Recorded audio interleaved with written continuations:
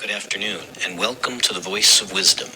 With over 60 years of experience as an investment banker, entrepreneur, investment analyst, genius economist, venture capitalist, and political analyst and strategist, Morty Davis is Wall Street and capitalism personified. The over 400 companies for which he has raised more than $3 billion over the years have created a countless number of jobs and exciting new products. Through the Voice of Wisdom, Mr. Davis explores, analyzes, and debates the most topical political, economic, and social issues facing our world today. Joining Mr. Davis today for a discussion on President Trump's vision for America is Len Carter. Len is an investment banker, business consultant, and private investor. And now, Mr. Davis and Mr. Carter. Hello again. It's great to be back with you. It's Wednesday, 6:30, and I really look forward to that. There it goes. My great book has fallen. Why is it fallen? Anyway, it's great I look forward to Wednesday 6:30, because you're my favorite people in the whole world, including, I should say, including my family, but especially along with my family. Nobody is more important than my precious family and my 4 daughters and my over 100 grandchildren, great-grandchildren. So the legacy that my wife left when she passed away about 3.5 years ago is the greatest treasure any man could ever wish for. And they're all great and terrific, and they give me nachas, they give me joy and pride and pleasure every single day of my life. So, but next to my family that I cherish and love more than words can describe, I love you guys because you're so responsive. You send me messages, some threatening, but all kind of helpful messages, criticisms, constructive criticism. Some of it may be not so constructive, but all criticism to me is constructive, because I learn from your criticisms, even if they're as negative as can be, to rethink my positions and not always change my mind, but at least get a firmer grasp on what's going on and try to consider seriously what those who don't agree with me feel. So welcome back.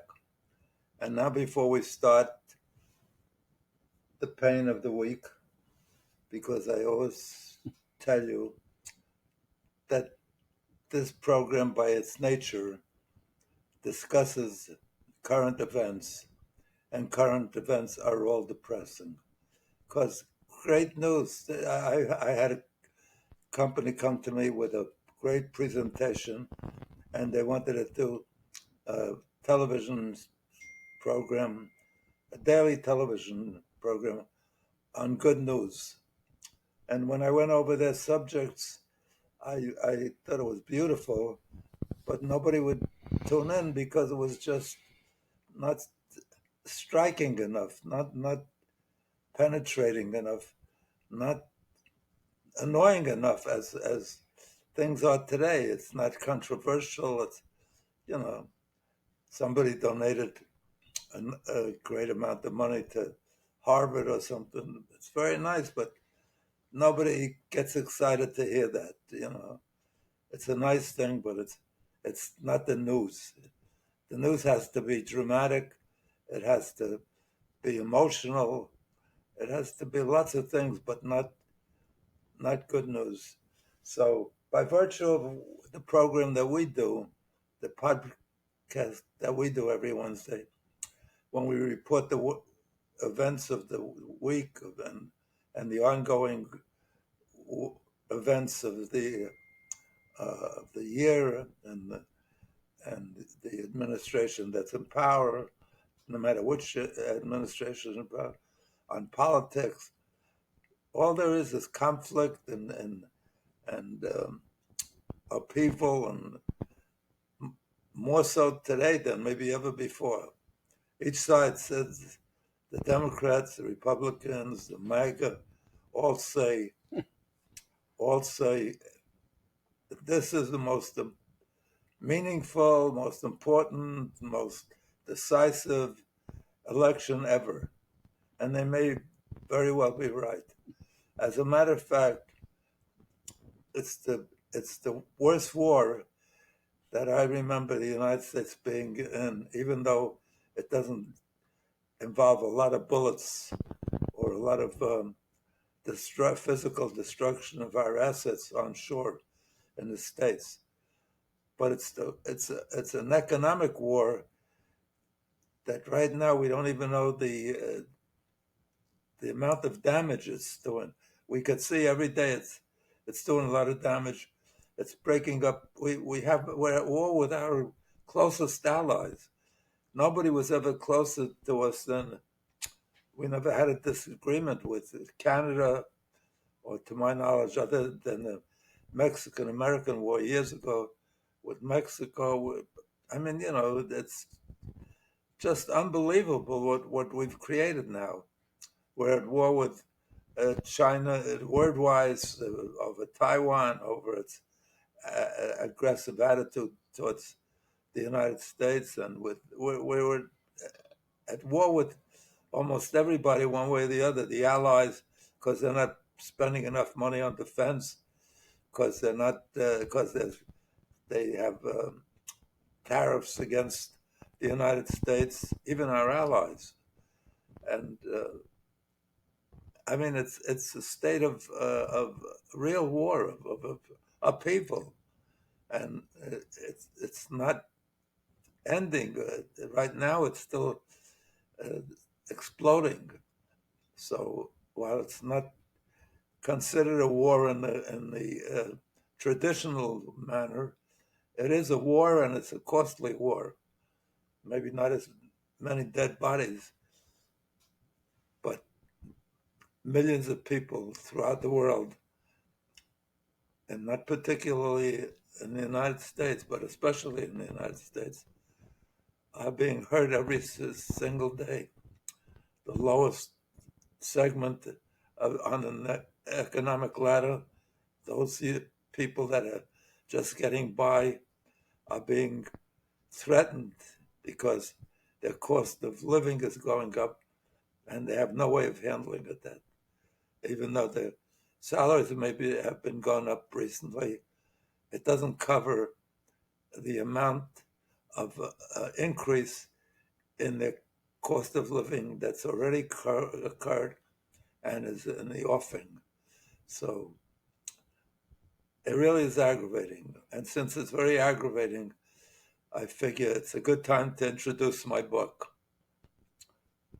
The book you see on the screen in front of you, Happiness Guaranteed or Your Misery Back. And on the bottom of the cover, you don't see it. You can see a little bit of it. It says, how to be happy no matter what. And it's so timely because the most important thing in life is to bring about, for you individually, is to bring about your own happiness and the happiness of your family, all your loved ones.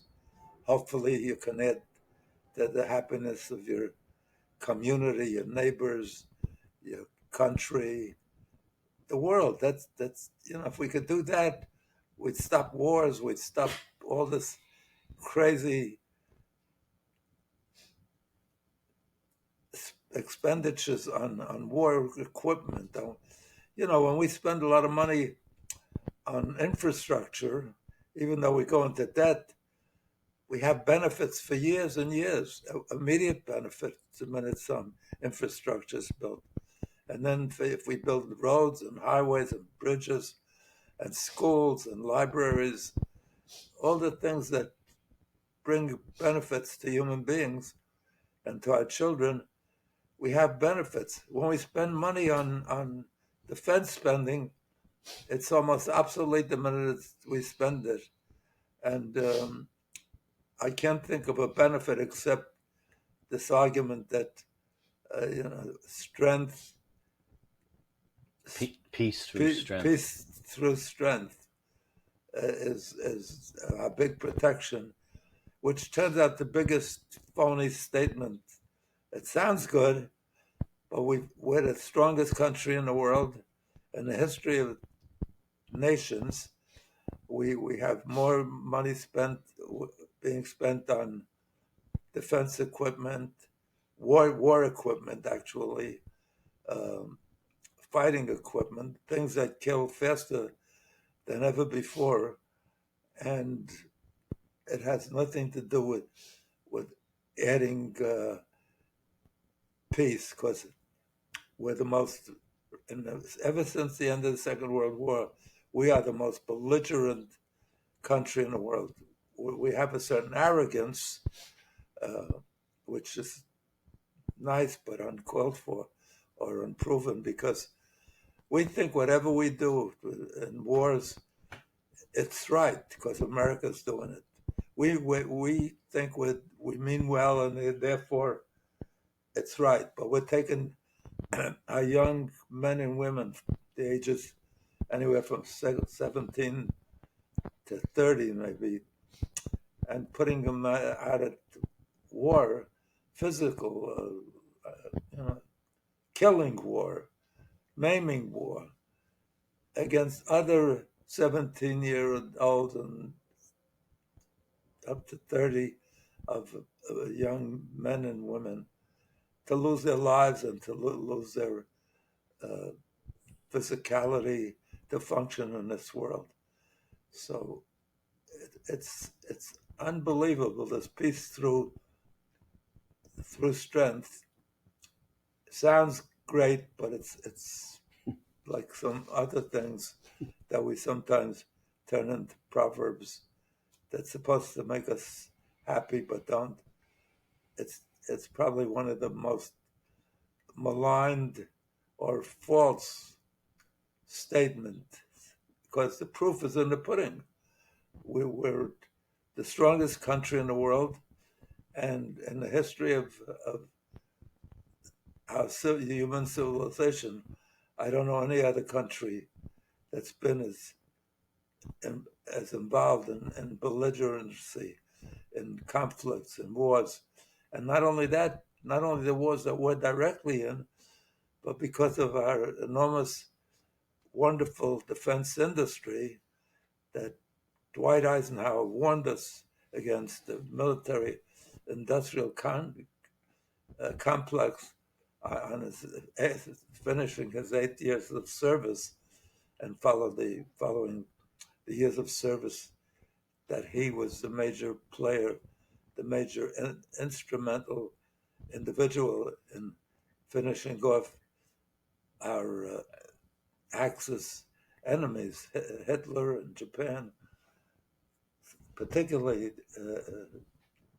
in Europe. We just use all our resources to right now. We want to get a more balanced budget. So Trump brought in Musk, who's a genius and a wonderful asset to have joined because of his brains. But all he's doing is adding to the amount of defense spending and cutting so many of the vital things that affect the lives of millions of Americans, by virtue of the fact that he's depriving so many at the lowest end and even at the middle class from basic necessities, something like health care. Every other advanced country in the world, not nearly as wealthy as the United States. The United States being the wealthiest country in the world. Every one of those advanced countries provides universal health care to their citizens. And for whatever reason, we don't. We argue that the private sector does a better job. but in this country, a major part of the population, or maybe not a major, a substantial part of the population, if they have a medical episode that imposes a $400, $500 sudden cost, they're in bankruptcy. So we haven't provided for the most basic need, health care. It should be a privilege that comes with birth. If they care so much about life and the life of an infant, they should care at least as much for that very infant, that child, that individual that's born once it arrives in this world as one of the participants in life. And we don't, the ones that are so pro-life, which is a wonderful thing, to be in favor of a child being born, sounds great. But that's right up to their birth. And then the minute they're born, they're on their own. Or their parents are on their own, regardless of how destitute they are, how desperate they are. So enough with that, but I'm saying it's depressing, and therefore the news is depressing. Maybe a few days we don't have major assaults, but we have at least more than one every day in the United States. What do they call it? Assaults? Mass shooting. Mass shootings. At least one every day, more than 365 a year. It's about 1.5 every day. It's hard to believe that we, as civilized human beings, can't take actions that avoid such horrendous events. It's unheard of, it's heard of in the United States. So, without further focusing on the negatives, I care about your happiness, and that's why I wrote this book, Happiness Guaranteed, or Your Misery Back. And before we start going into the program, which is going to be, as I tell you, of necessity, depressing at best when you're dealing with political parties that are so adversarial to each other, so at war with each other. At least we provide a warning, like a parental warning on a TV show. Right. Warning: this show will be adversarial. Yeah, this show will be depressing to your health. We can't even warn it because the families are broken up. They're fighting without warnings. The kids are in the middle of it and they don't know why their parents are at the extreme end of each other politically. So before we start the program, I want to tell you, number one, make up your mind to be happy. That's the beginning. That's the secret of this book. That's the secret of every book on happiness. The book that I remember when I was younger that was so popular. I don't know if I remember when I was younger, but it was a book that was very popular when I was young, by Bishop Sheehan, a brilliant Catholic minister or priest or cardinal. Or, I don't know if he was a cardinal or a bishop. I think a Bishop Sheehan wrote a book. What was the name of his book again?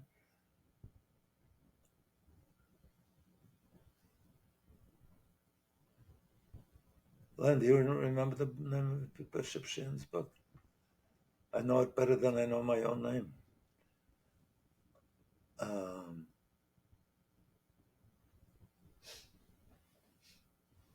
Sorry for the pause. That's what happens when you get to be my advanced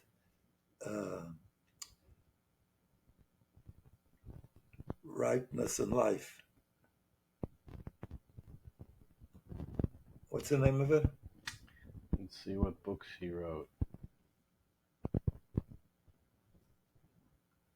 A Number on Christ, The Rosary, Victory Over Vice, The Mystical Body of Christ, Way to Happiness, Calvary and the Mass, the woman, Finding True Happiness. No, I talk about it 20 times a week, and suddenly I lost the words. Way to Inner Peace.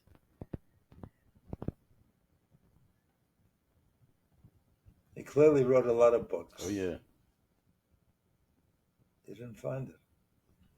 Anyway, his secret was, it's up to you to make yourself happy. And so I'm putting that burden on you. It's the one thing that it's worth working at. It's worth insisting you're in charge. You're going to make yourself happy. Don't let anything interfere with that. If you start to get depressed, do something. Change. Modify. As I tell you every week, when I get into a mood that focuses on past tragedies in my life, or past disappointments or failures or losses, I immediately switch gears, and you have to do that too. Switch gears. Do something right away that you love, that's going to make you happy. With me, I run down to the freezer in the kitchen. I take out a quart of Haagen-Dazs chocolate ice cream, take out the whipped cream and put a ton of whipped cream on it, maybe some chopped nuts and some chocolate syrup, and even a cherry. And just preparing it makes me happy. And once I started eating it, I'm in paradise. So that's what you have to do. And there are lots of things. You may not like chocolate ice cream, or that may not do the trick for you, but you can call your best friend and get together. That should make you happy. Or you can watch a good movie. You can't find it. So according to Google, Archbishop Fulton Sheen's most famous book on happiness is, quote, Way to Happiness. He also wrote Finding True Happiness and Remade for Happiness. Those were. That wasn't a famous one that I'm referring to. It'll come to me. It doesn't even have the word happiness in it. Anyway, I lost it. So, but the secret is to be the boss of your own mind, and don't let your mind take you. For some reason, that's the nature of the human being. We always focus back on depressing events, on failures, on losses, on tragedies, especially something as devastating as losing your soulmate, your wife, your husband, or the worst of all, losing a child. There's so many things that go wrong in the course of life, and it happens to every individual. You can't go through life without major aggravating events, disasters, disappointments. So, the minute you start focusing on that, you're going to be depressed. You can't avoid that. Sometimes you'll even cry about events that occurred many years ago. You think about having lost of a child. That's a scar for life. That's forever. But you've got to get control and stay away from focusing on that. You can't avoid it totally, but move to something that makes you happy. And when you go see a friend and he had a major loss, Don't say this too shall pass, like Solomon said. It will pass. If you live long enough, everything passes. But talk about something that will lift his spirits, like something away from the current moment that he's suffering through, and say, remind him, Tom, you and I are scheduled to go skiing in uh, Montana or uh, Vermont in October. And you remember the great time we had the last time we went skiing in Vermont? We're going to do that this October. I hope you got your skis ready. And, then move him from the negative thoughts to the positive thoughts.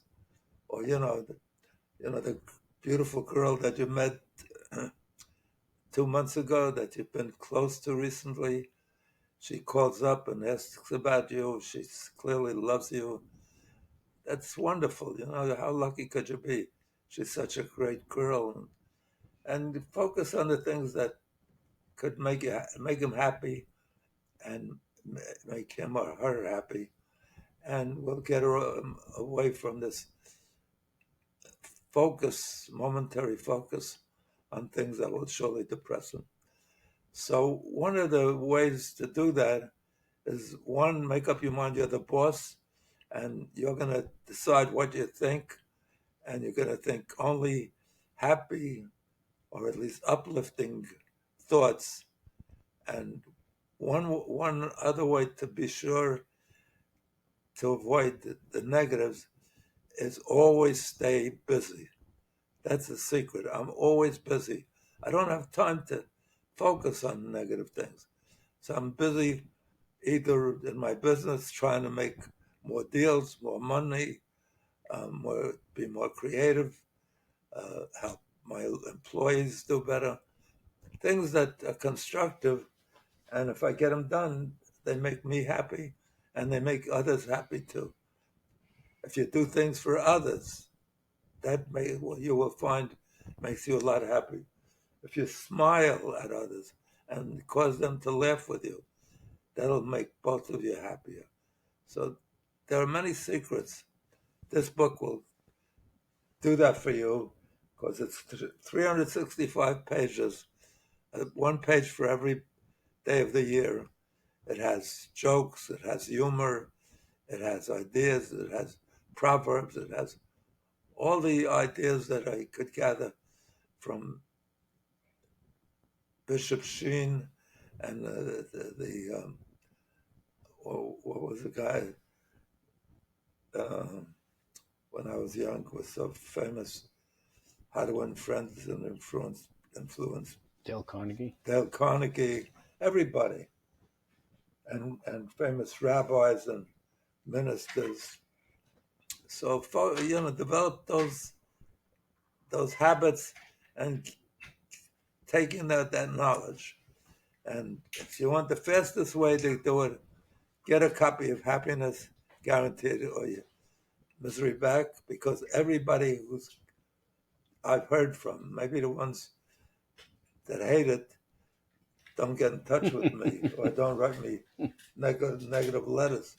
But everybody who's ever responded, including people that bought it or got it as gifts, have been so kind and so nice in praising it. And many of these people don't know me, have no reason to even call me, but I could tell they're really thankful.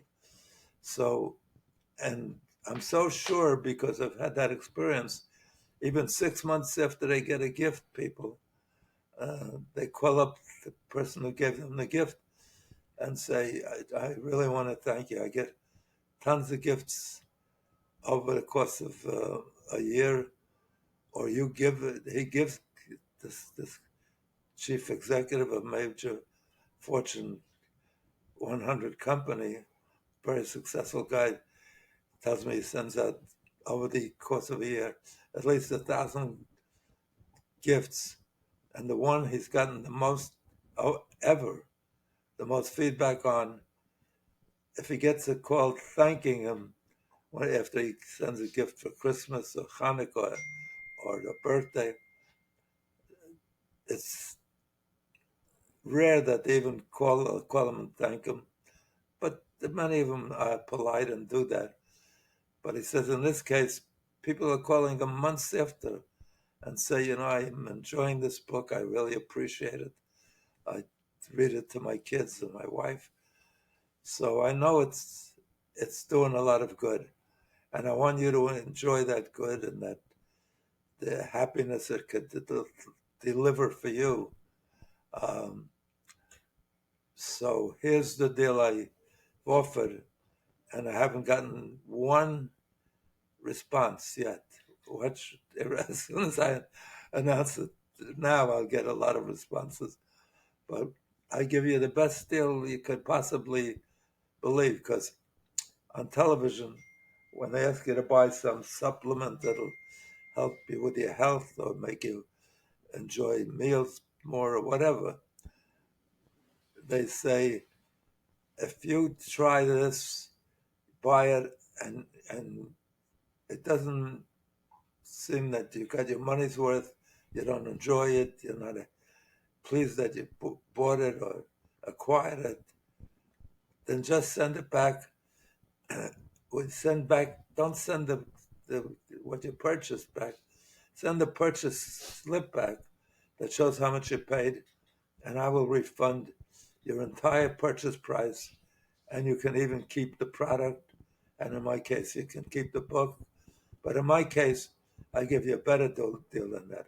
If you are not pleased, then you don't get some benefit, significant benefit, and you don't feel that you got a significant benefit, send back the purchase price, or if it was a gift, get the purchase price back from the guy that gave you the gift, or get a copy of the purchase price. Send it back to me, and I will give you back double the purchase price. So even if you're disappointed in a book, you'll be happy that you doubled your money. But don't buy 50 books and get rich on my account. So I don't want to go any further with that, but I'm showing you how sure I am and what my experience is. Not one person has taken me up on that offer. So get a hold of this book. If you can't afford it, drop me a note. I'll send you a copy free, because I want everybody in this world to be happier, and particularly if they can't afford things. I like to give a lot of charity. I like to be helpful. I've always done that. It's never been about gathering money, because my classmates who I graduated with at Harvard, who didn't even perform as well as I did scholastically at Harvard, I graduated top of my class and went on to be, in many cases, as successful as I was, or nearly as successful as I was. The first things I learned that they did is they bought their own jet plane, they bought their own yacht, they bought a mansion in the Hamptons. It's almost universally what two of my classmates or two of my contemporaries on Wall Street that had the same kind of successful track record as I did. By the time I was 40, even though when I left Harvard Business School, I was destitute. I had to move in with my in-laws. I had no money. I was lucky to get Harvard to pay my tuition, because once you got accepted, that they're very well endowed school. If you're accepted, they paid for my furniture, because I went back with 3 kids, and at that time, unlike today, they have facilities, dorms, and rooms for married couples and for all their students. I had to live off campus, because they had no such accommodations, but they paid for my furniture. I went out and bought used furniture, and I had little three little daughters. I was able to send them to school in Boston, and at least get the basic necessities. So, and I graduated at 30, and by the time I was 40, I was a major success on Wall Street. I was a multi-millionaire. I was written up in various magazines. I was very lucky. It's important to be lucky. My case proves it. Anyway, but unlike my contemporaries that bought the jet planes and the yachts and the mansions, as I said, two of them that I'm aware of bought their own islands. I never did that. I didn't buy a jet plane, which I could have afforded readily, or a yacht, or an island, or a mansion. None of that. From day one, I started to give it to charity because that gave me the most enjoyment. And till this day, I get the most enjoyment out of that. If I bought a yacht, I would have enjoyed it for a while probably. But, it's old hat after a while. Same with the plane, I get to where I need to go without worrying about taking care of the pilot and putting him up to sleep and buying food for the plane and so forth. Every asset has an obligation. So, but the payback for charity, for helping others, is immeasurable, and it's forever. And it's money that I could never lose. I can't have my yacht sink or my plane crash. It's just universal, ever payback. That's me. I mean, I can tell you it's been very rewarding for me to do that as opposed to buying material things. So my success, my wealth in terms of happiness hasn't come from material things, from money. It's come from the ability to do well by others, by my family, particularly by all my loved ones, by members of my community. And I reach out to the whole world, to the poor, to people that need. I've given medical scholarships throughout different medical schools. People write to me, thank me. I couldn't have been a doctor that I am today if you didn't provide the scholarship, the fellowship, the funds. What do you call it? The endowment. What?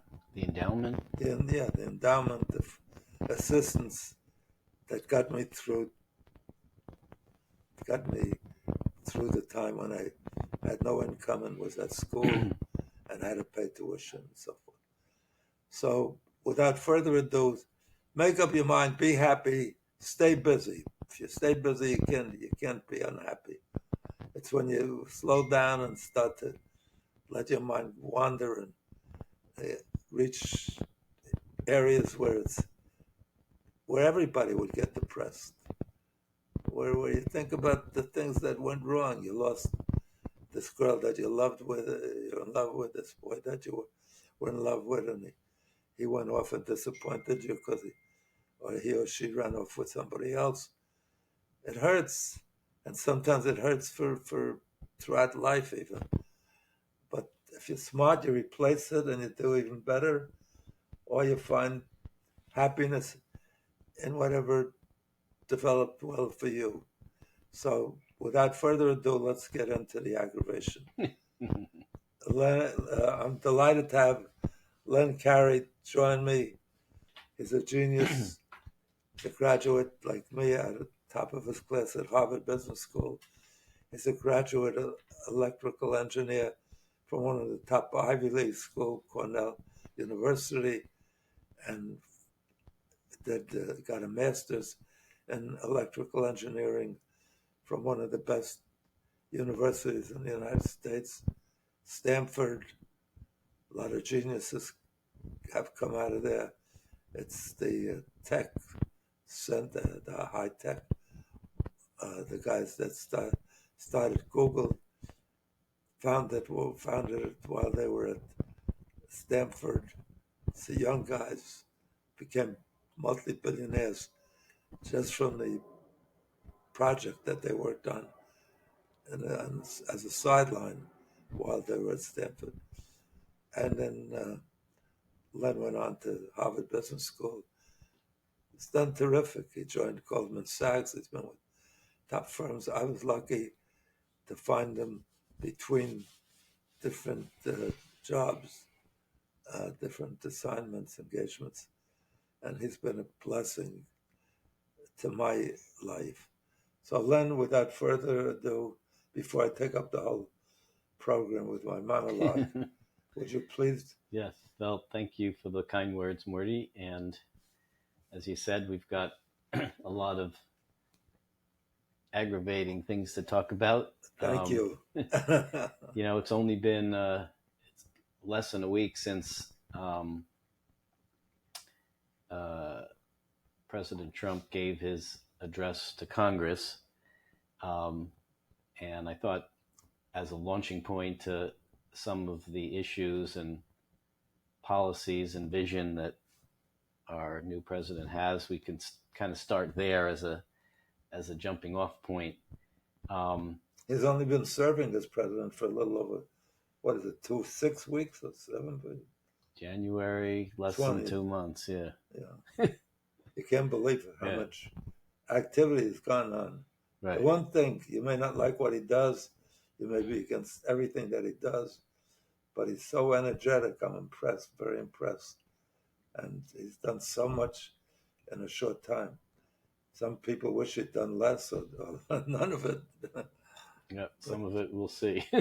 So I don't know. I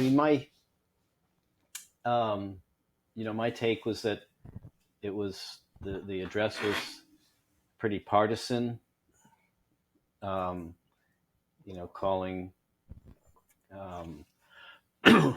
the opposition party some not so nice things. Some of those adversaries, the opposition, wish he'd move to a new address and give up the White House. That's right. That's right.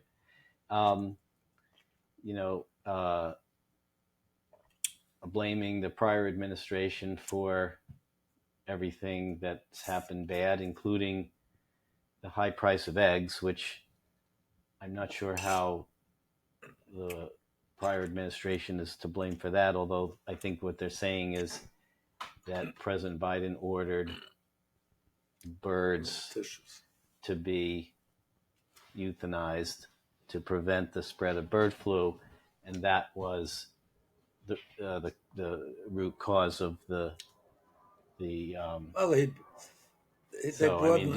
broaden it out. They say his administration in 4 years, all they did was continuous lay an egg. Yeah. They laid an egg. Yeah. But one thing, there's nothing nice to say, but one takeaway that I had to want to get your thoughts was just, where has the decorum gone, in government? You saw Texas Democrat Al Green stand up and disrupt the president, shake his cane and say, you don't have a mandate to cut Medicare. And, then we saw the president uses his favorite insult to Senator Warren, calling her Pocahontas. So why is that an insult? I don't know. Did she do something bad, Pocahontas? I think at one point she said she had American Indian heritage. She did. Yes. But what about Pocahontas? Well, what did she do with it? No, he's just using that as a derogatory Indian Why is it term. derogatory, I'm saying? Because Pocahontas was an Indian daughter, and is that a negative? Well, it's just a term to use. I didn't understand as a blanket Indian. Instead of calling someone, it's like calling an Irish person Mick or something. It's just derogatory. It's just a derogatory term, which from the president of the United States, who I would submit should be the leader of decorum, should set the tone for decorum. That was not really appropriate. I mean, the Democrats were wrong. Al Green was certainly wrong, and I think there was a censure vote the next day where some Democrats voted along with all the Republicans to censure him. I would say that was the right thing to do. But we've over the past couple of years where we've been having this show, we've had several discussions on polarization of the country and the divisiveness. No question. And about so, that. Unfortunately, families have broken up over it. Yeah, I mean, partnerships have broken up over it, and it doesn't seem to be, ameliorated in any way by the president. If anything, it's the opposite. It's made worse. So I don't think we are, looking anytime soon for any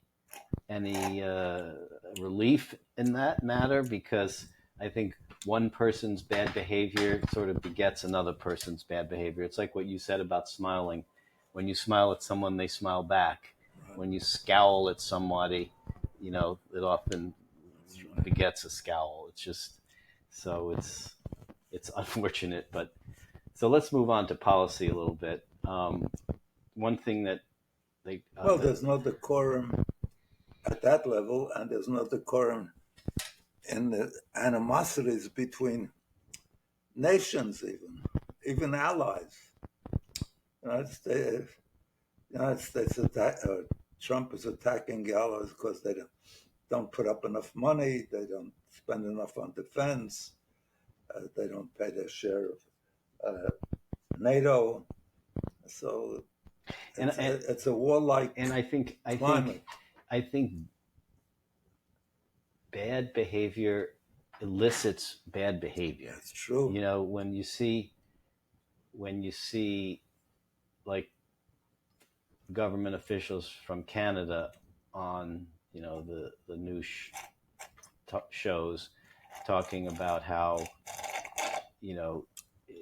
insulted they and their fellow citizens feel, and how they're not going to tolerate the bad behavior, right, and will retaliate with that. So it's always right. It's always one up the other, and it just doesn't usually work. Canada's always been, look, Mexico we had a war against, but Canada it's always been our closest ally. We never had any disagreement that I know of at the border or something. And it's evolved now where they're attacking us with, you penalize us with tariffs, we're going to penalize you with much bigger tariffs. And not even tariffs. Also, you saw this week surcharges. I mean, on exports, meaning we're going to charge you more. It's not like a tariff, is paid by the consumers of the country of the importers. Yesterday he invited, they introduced Canada, our most vital import from Canada for some of the states. There are 3 states, New York, Michigan, and what's the third one? Minnesota? Electricity? Yeah. That is exported from Ontario, I think, to the States. They're totally dependent on that electricity and depriving those states. I mean, it's like the worst things you could do, it's like holding somebody's throat and squeezing it at the cutter. And never happened before. And it just escalates. Each announcement is worse than the last. And then the stock market reacts to each of those in a way that harms Americans' savings and Americans' cost of inflation. I find it somewhat rich that everyone, particularly the politicians, Trump supporting politicians in Congress, no one's willing to go out on a limb and say maybe tariffs aren't a good idea, because they know what'll happen if they do that. So everybody supporting the president says it's a great idea. Watch, it'll be a great idea. A lot of Democrats criticize it. Yeah, but I'm saying no Republican will do that. The magma, right? Yeah. And so you see the stock market react, and the beauty of the stock market is that it's kind of a nonpartisan thing. It doesn't care that it may like Trump. It reacts in the way that is the reality. And so, all the Republican politicians, or at least the perceived reality, all the Republican politicians who are too fearful to come out and say tariffs aren't a good idea, are sort of shown up by the reality of the markets, which aren't beholden to Trump. No one's going to primary,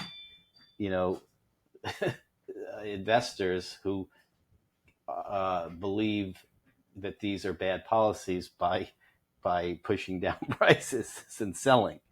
So, despite what's actually happening, there's a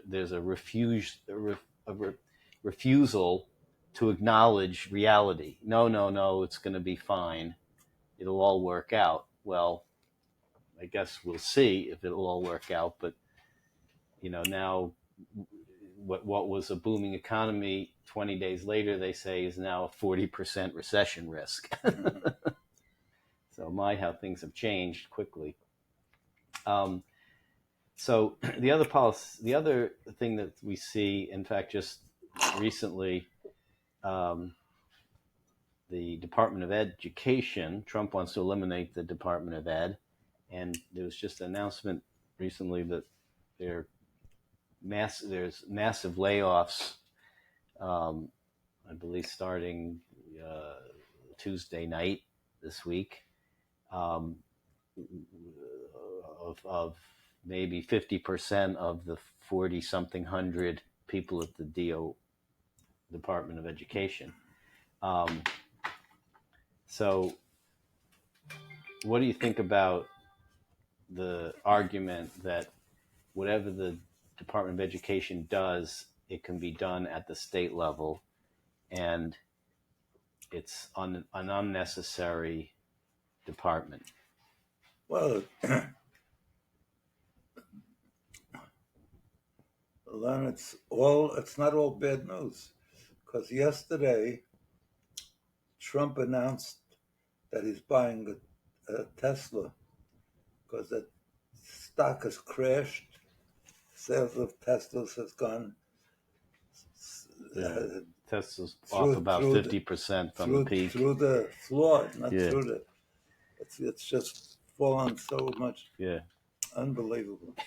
So education, with bureaucracies, they're hardly perfect. But that's true of businesses being less than perfect too. They take advantage of the times. They're greedy at times.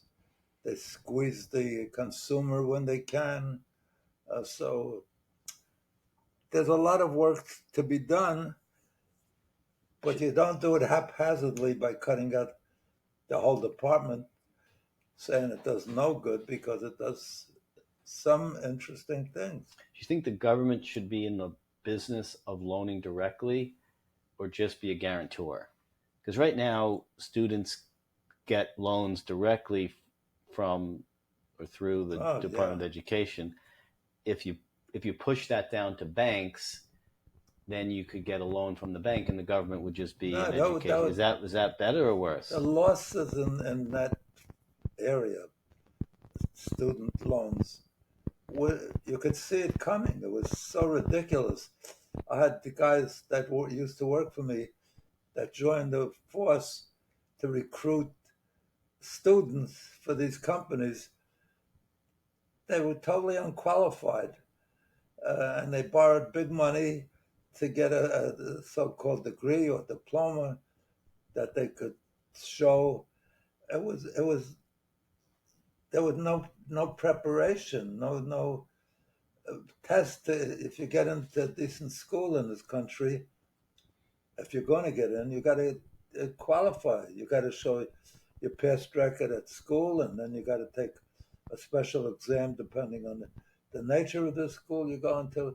So it was outrageous. While it was happening, I said, how could they be lending? And the students were sold on it.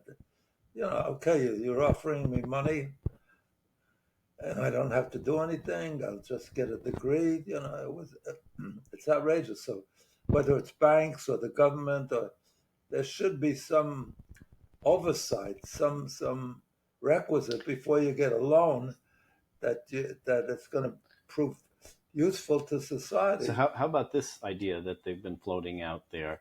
You know how we talked about taxes and how taxes can be used to target certain initiatives. Incentives. So what about this idea to use the terms for certain student loans, that the terms of student loans would be, say, better for certain academic disciplines to encourage careers with solid returns on investment.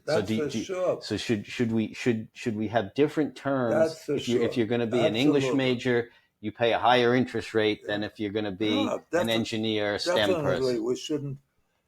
We shouldn't lend money to people to take degrees that won't provide jobs. If they're going to become a professor, then being an English or philosophy major works. But that's a small group of people hired out of colleges or graduate degrees or so forth. So definitely, just like we should encourage people that from foreign countries that come here and use our facilities, our fabulous advanced educational facilities, to improve their life prospects and improve their contribution to their country.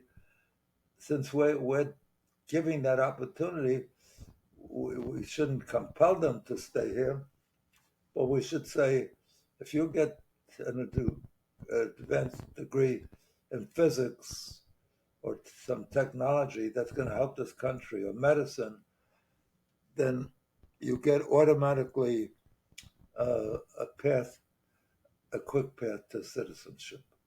So yes, we should use taxes and whatever vehicles we can as incentives to improve our society. That's what it should be. Taxes shouldn't just be punishment.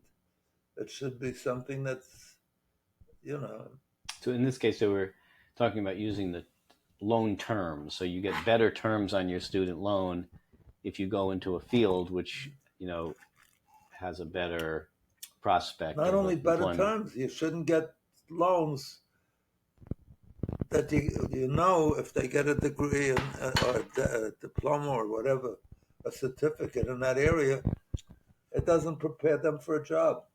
One of the things I noticed in the last couple of days in Massachusetts, Boston, the vocational school have increased their attendance dramatically. Things that teach carpentry, electricity, plumbing, those are jobs. And that's something we should do, because not everybody's qualified to be an atomic So scientist. do you let no one major in English? Yes, I mean, just like anybody that's accepted to Harvard, their record has to qualify them. right. It has But to. can I get a student loan and major in English? Yes. But but if I major in engineering, I get better terms. Yes. Not only better terms, you should get access. If you're going to major in English, it should be difficult to get access. You should be interviewed on the basis, what job do you see that you can get at the end of when you get this degree. Because they were being pumped up by cold callers that were getting a commission if you sign up a student uh, for, to borrow $10,000. You got from the company itself, the company that was getting that $10,000 from the government to train this young person or older person. We actually don't have a lot of time left, but I want to throw out a couple of things that Trump mentioned. You said we don't have a lot of time. I hardly have any time left. If you look at my birth certificate, I'm serving overtime. I think President Trump signed an executive order declaring English the official language of the U.S. I advocate that. I'm a strong supporter of that. If you just so you could integrate better for your own benefit into the American society, instead of speaking your native language for the rest of your family and so forth, you could speak your native language all you want to your neighbors, to your friends. People do that all the time, but like throughout the world now, English is a required business language. So to get along in life, you should get the essential necessities, and I would definitely. It's also a unifying. It's beneficial. It's a unifying thing too. This isn't a good topic because we agree too much on that one. Yeah, let's go to something different. How did that different. happen? We agree. How about this? Should we privatize the post office and Amtrak? I think Elon Musk threw those ideas out. Well, Musk is doing something to support whatever he does. It's because he says he throws it out. If we get the government out of it, it'll reduce the deficit. But that doesn't say we'll meet the needs of the country, right? Or that it's the wise thing to do. So it depends. I don't know that the private sector always does a better job than the government. Usually, when it's motivated by profits, people are more cautious about how they spend the money. But they also abuse it. They take money from the government and use it to make ever bigger profits. So how about I was at one point I was writing a book before the pandemic, and I thought maybe the post office should be canceled because we have all these other ways of communicating. In the old days, it was critical, and it's still a big blessing if you're waiting to get something, a package or something. But FedEx takes care of that, and what's the other big one? UPS. And so you can get it through them. It's more expensive. As a matter of fact, they benefit from the post office because the last mile, in other words, if you want to deliver something to a small city, a small town, and you got to send a truck for just one package to that town, it costs a ton. So FedEx or UPS sends it to the local nearest post office. It's 50 miles away, 35. And the post office charges for delivery of that package. So FedEx gets a big payment, but the U.S. Post Office doesn't get that payment. So Yep. the private sector uses the government for their own benefits in many instances without the government, without the private sector, without the public Yeah. getting any special benefit. But I don't know, the post office still seems to do a lot of good things. Does it deliver too many things that we don't need, promotion stuff and so forth? Maybe, but that's a demand of business. So Yep. it's going to be hard to close it down. Although the Well, post office continuously loses billions. money, but it's also the way they do their accounting, because unlike businesses, the post office is required to put up the retirement funds, so the funds are there for their employees when they retire, and that contributes largely to their losses. Businesses don't do that, and then if they lay off the person, they have no obligation, or they can get away with a major part of that obligation. There's no perfect, when you're dealing with human beings, there's no perfect answer. You have to, that's why Musk's approach is wrong. He's just using it as he makes up his mind, I'm going to close the department. He doesn't give a rationale of what part of it might be worth retaining, if any part, or all of it. Well, I think the idea is good, but I'm not quite sure you can actually get the right answer in as quick a period as they're doing it. But anyway, we are. Remember this: out of there's time. one reason why it was set up, why these bureaucratic, why these jobs were set up in the first place by Congress, because somebody came along in Congress or in the executive branch and made a case for it, and it just didn't come out of air. So now he wants to eliminate things that were argued for. Maybe it's gotten away. So yes, they should be reviewed.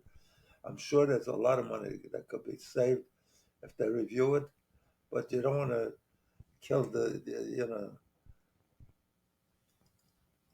what is it? Kill the baby with the bath. Throw the baby out with the bathwater. Yeah, yes, with the bathwater. That's true. That's true. Right.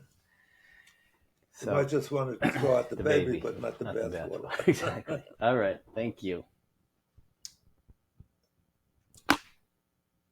Yes. We're out of time. Oh, that's the trouble with the having a producer on ready. She's signaling us we're out of time. We'll move the clock back and we'll have more time. Okay, so anyway, like always, it's been great being with you. I look forward to hearing from you, and I certainly look forward to being with you next Wednesday, 6:30. Every Wednesday. So have a great week. Have a great day. Have a great every day of your life. Have everything wonderful. And I just hope that you can enjoy life and be happy and make yourself happy. It's not to be happy. Make yourself happy, because you should care for yourself as much as you do your best friend. And if you can make your best friend happier, I'm sure you'd do anything. That's the way I feel. If I could, my best friend, I'd do anything to make him happier, to make his life more pleasant. So treat yourself like your best friend and do right by yourself by forcing yourself to be happy. And it shouldn't be forcing. It should be, something that you design as part of your existence. We're out of time. The producers want to cut us off, so I want to cut off the producer. Anyway, God bless you. Have a wonderful, wonderful day. Have a wonderful every day. A wonderful life. And I hope to be back with you next week. And I hope you'll be back with me next week. Next Wednesday, every Wednesday, 6:30. God bless you. Bye.